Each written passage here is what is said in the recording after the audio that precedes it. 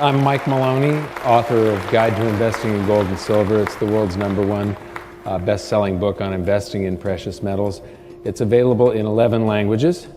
And in my book, I said that we are on a wild roller coaster of a ride, and that we would first see the threat of deflation, followed by a helicopter drop, and that would be followed by big inflation, and that has happened. There was the 2008 crisis. We're seeing the base money around the planet being hyperinflated right now, while all of the credit aggregates are collapsing, and so it's sort of netting out to zero inflation or just slightly positive inflation, even though base money around the planet is just taking off like a rocket.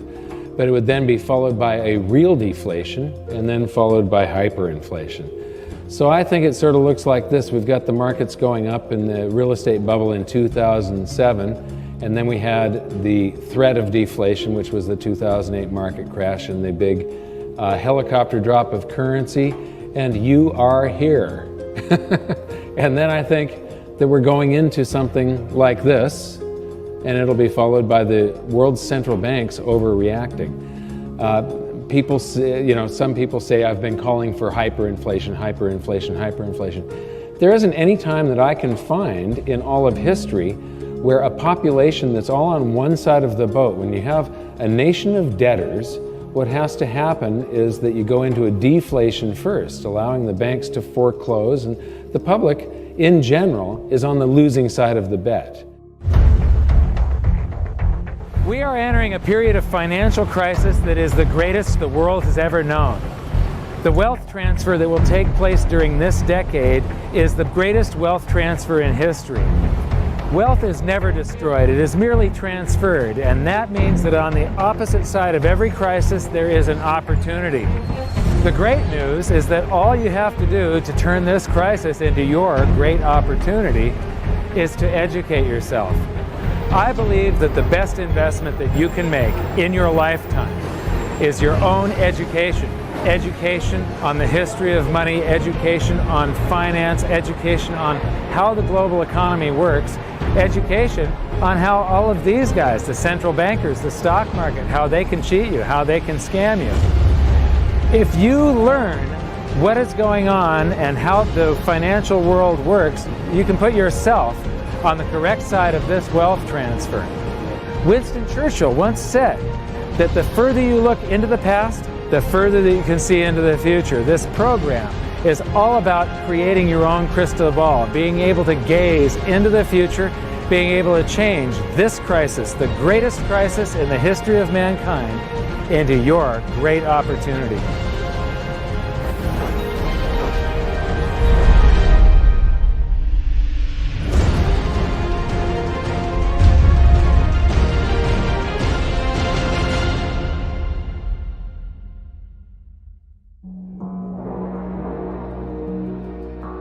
Well, I've been traveling overseas quite a bit, but I'm on my way home now to speak at an event in California finally. What I've been trying to make clear is the fact that this roller coaster crash that I was talking about in my book and that I've been predicting since 2005 is playing out right before our eyes. One of the things I really like about speaking at live events is the chance to interact with people and sort of get my finger on the pulse of what they're thinking. And lately it's become pretty obvious that for a lot of people it's difficult to grasp why I think deflation is coming before big inflation or even hyperinflation. So here I'm going to break down 4 of the biggest reasons that I see deflation coming first. The first one is simple. The overreaction to the 2008 crisis has caused a credit debt bubble, and all bubbles pop. So I talked about hyperinflating base money. This is hyperinflation right here. Inflation and deflation is either an expansion or a contraction of the currency supply, and prices follow the inflation or deflation eventually. Now, most of this currency does not circulate. It's sitting on banks' balance sheets in what's called excess reserves. If you look at the years leading up to this crisis, this red line is reserve balances. The white line is how much of it is excess. And here we have Alan Greenspan's response to 9/11. Look at the scale of how big this emergency is compared to 9/11. But what is Ben Bernanke afraid of, and now Janet Yellen has inherited this legacy? Well, one of the things that happened in the 2008 crisis is that banks froze up and wouldn't lend to each other. They were all scared to lend to each other. And our system is such a fraud that at the end of each day, they all have to be able to borrow digits from each other that were created from nothing just to keep the whole smoke and mirrors game going. They all have to do this interbank lending to keep things balanced. Well, if one bank won't lend to another and they don't have any reserves, the whole system freezes up. Now, if you've got all these excess reserves that are on their balance sheet and you pay them interest to keep the reserves there and not use this as a basis of fractional reserve lending, they're going to be liquid. This basically prevents bank runs by banks on banks. It's not a public bank run with the public lining up at the doors. It's a bank run where one bank is trying to get their currency out of another or won't lend to another. And so this keeps things liquid. Right now, what this has done, though, the banks get to use this stuff in the middle of the day. And so you see the use of margin in the stock market going to record levels. You see the stock market going to record levels, things like, I follow collector cars, and they've been going astronomical. The number of $10 million cars out there now is just absolutely insane. And there are cars now selling for $30 million. Wine collections, art, it's all going ballistic at this point. And all bubbles pop. This is the average price of a new home divided by the median annual household income. Normally, 3-4 times your income is about what you can afford with a house. When you drop in interest rates, the affordability goes up, so people pay more for a house. But interest rates don't stay in one spot forever. They have to revert sometime or another. And all these people are going to be trapped. Every bubble pops, that's a bubble. We are in for something big again, and this time it's going to be more horrific than the crash of 2008, simply because the response to 2008 created a lot of stored energy. And then when the market crashes, that energy is released in the opposite direction. That previous chart of the hyperinflation of base money, well, we're going to get a reaction from all of this.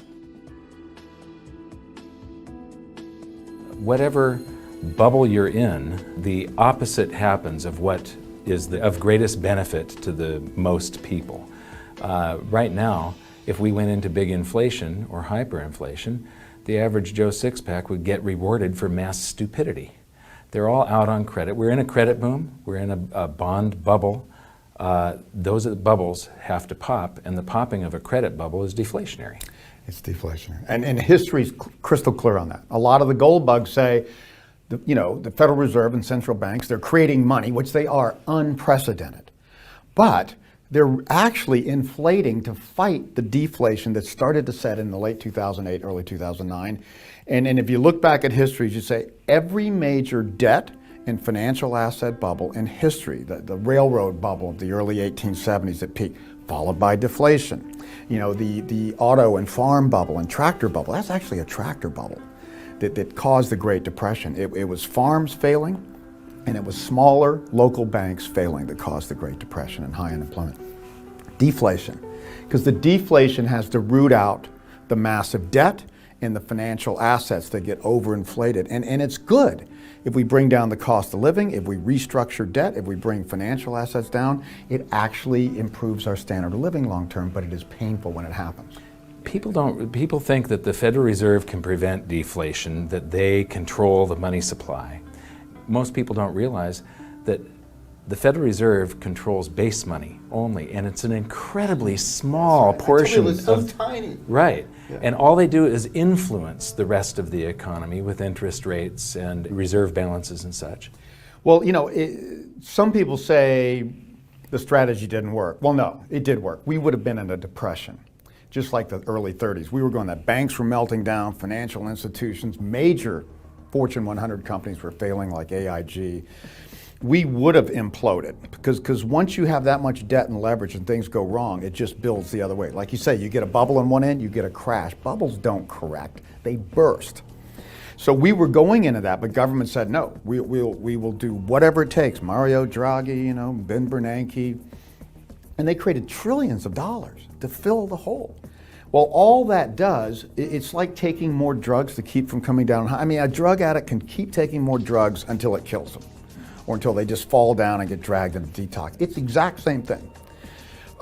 Debt, especially when it's extreme, is a financial enhancing drug. It gives you more than you deserve, makes you feel better in the short term. But when it's over, you have to go through a detox, as they would call it, a debt detox. And that's where you get deflation.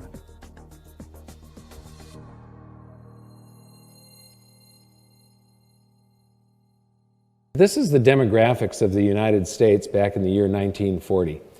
And it's broken into 5-year age groups.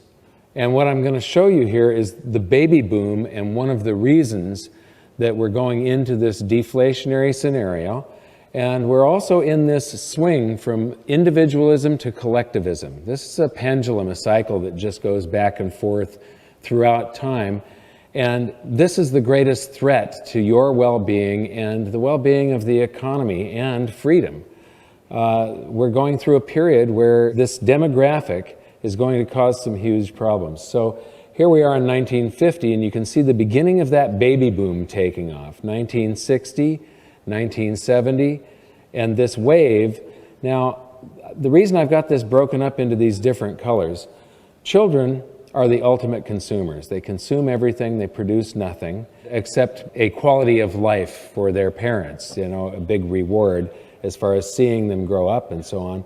But economically, children are an economic loss. They consume economic energy.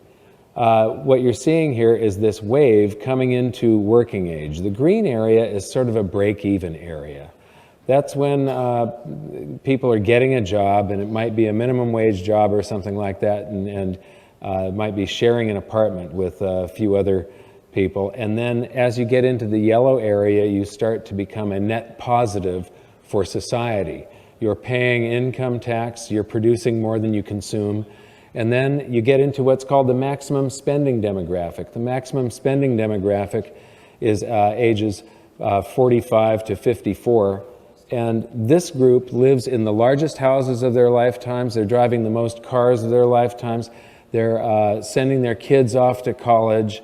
They're spending a lot. Then they become empty nesters. That's the maximum saving demographic.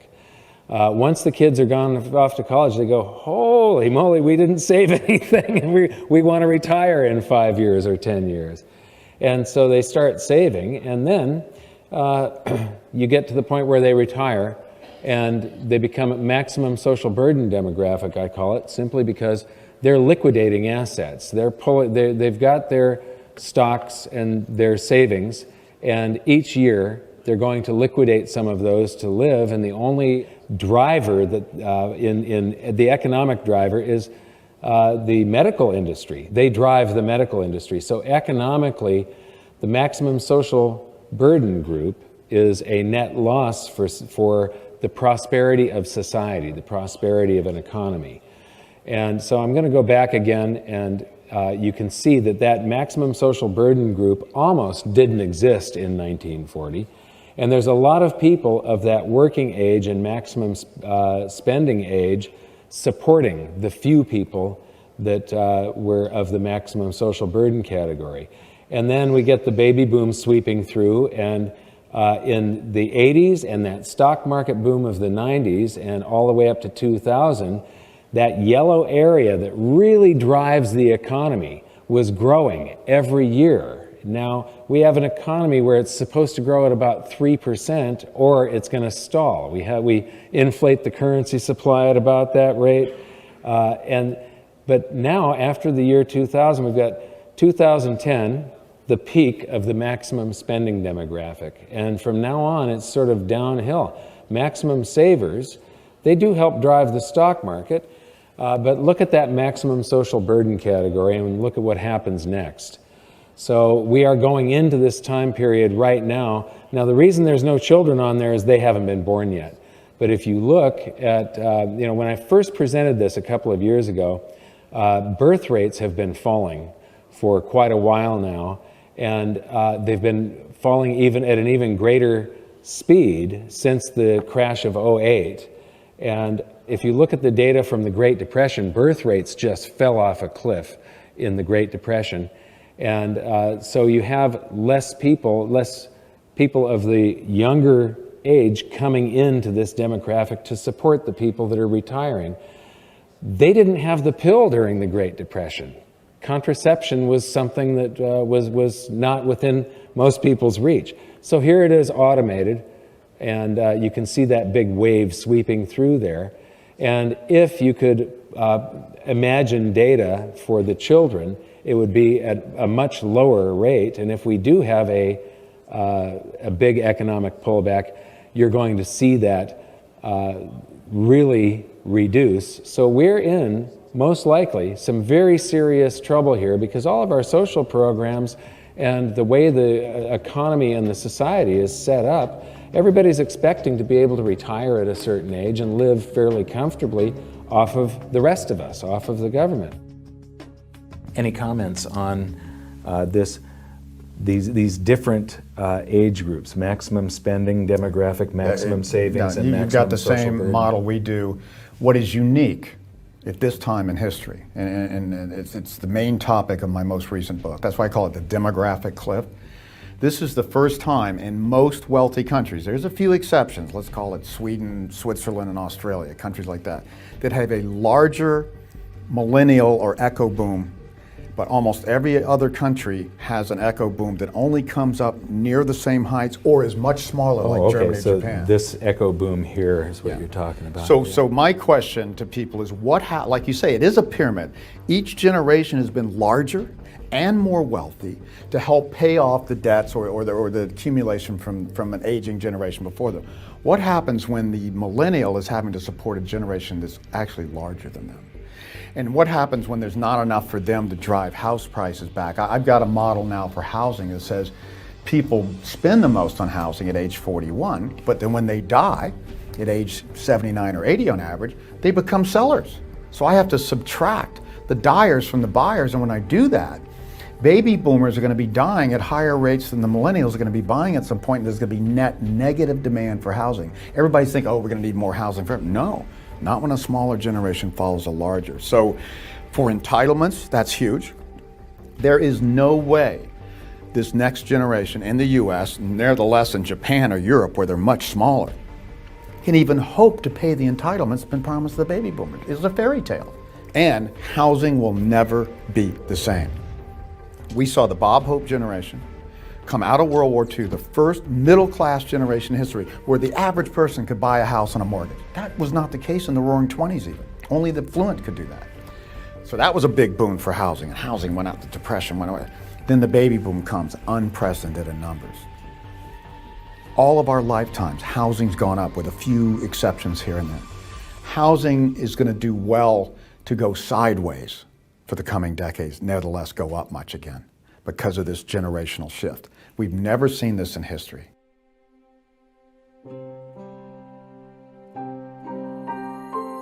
So now that we've covered three of the major components for deflation, I wanted to show you one of the real biggies here. And this one is the convergence of cycles. There's a whole bunch of cycles. The first one is the wealth distribution cycle, and I want to use my own family as a part of a demonstration of this. This is my father. He's right here. He's about the age where he enlisted in the Army to fight in World War II. He fought in the Battle of the Bulge. He was among the troops that liberated Dachau. Here he is in the mid-50s.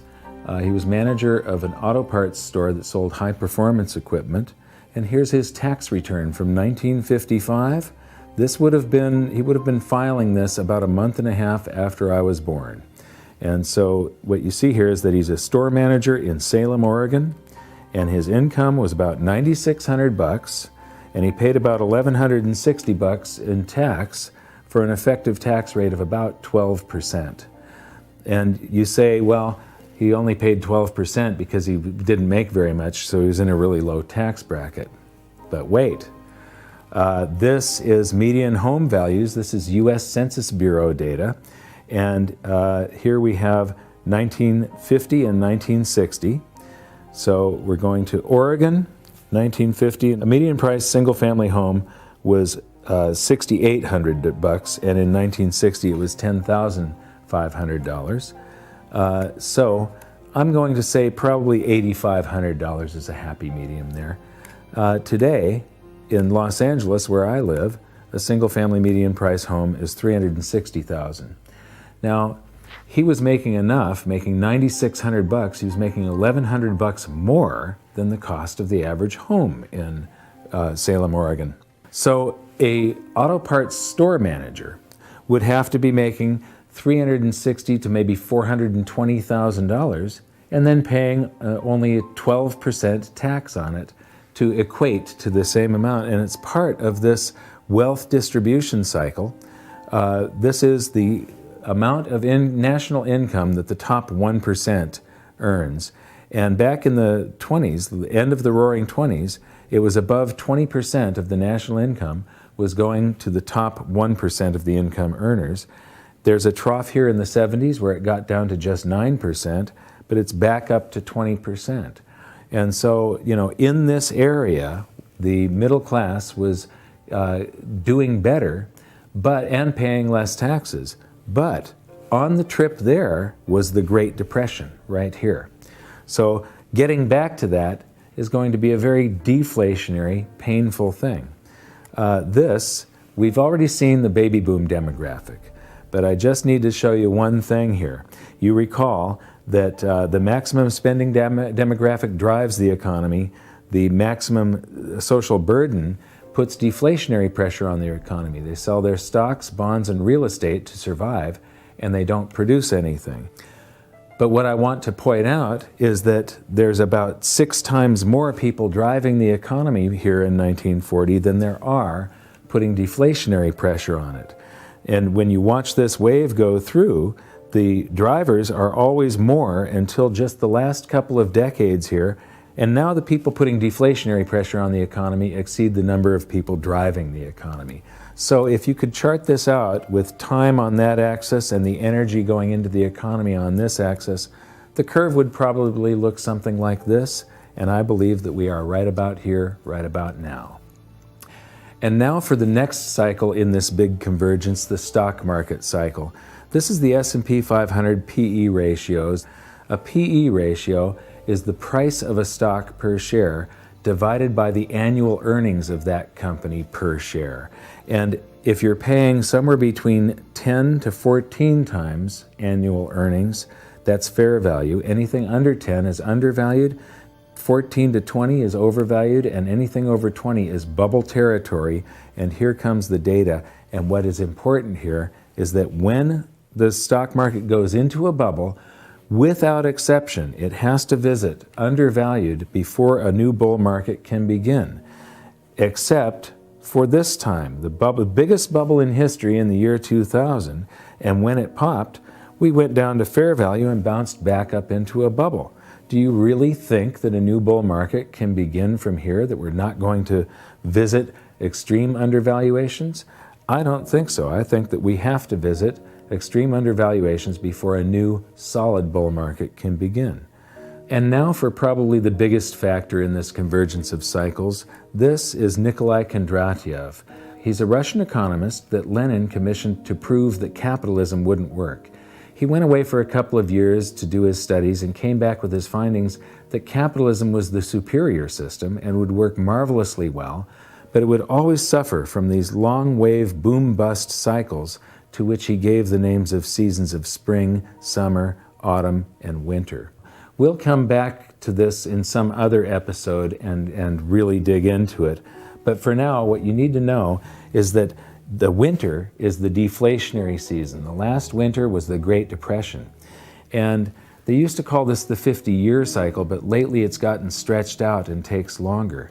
I believe that it's got to be the length of a human lifetime. And the reason is that the winter is deflationary.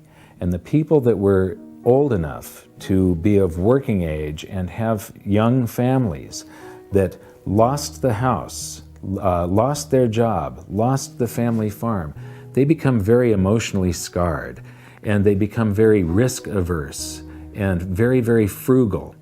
And in order to make all the same stupid mistakes that we made in the roaring 20s that led to the Great Depression, that generation has to die off. Well, they have died off, and we have made all the same stupid mistakes. So this is very deflationary, should it happen. And here's the supporting evidence. This is interest rates, and what you see here is that they go right along with the cycle. This is wholesale prices in the US, and again, they go right along with the cycle until the point the Federal Reserve decides that what we really need is constant inflation.